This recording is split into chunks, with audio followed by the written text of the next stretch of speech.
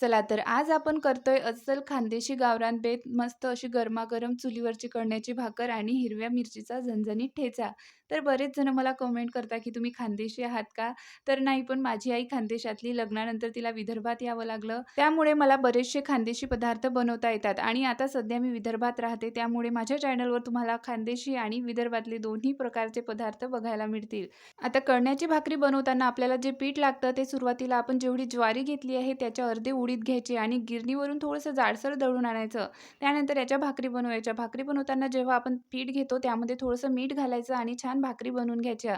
ज्वारीच्या पिठापेक्षा हे पीठ थोडंसं चिकट असतं. याच्या व्यवस्थित भाकरी थापून छान शेकून घ्यायच्या. तर सोबतच इथे हिरव्या मिरचीचा मस्त असा झणझणीत ठेचा बनवलेला आहे. आम्ही कळण्याची भाकर ठेच्यासोबत नाहीतर मग दुधासोबत खातो. तुम्ही कशासोबत खाता कमेंट करून नक्की कळवा.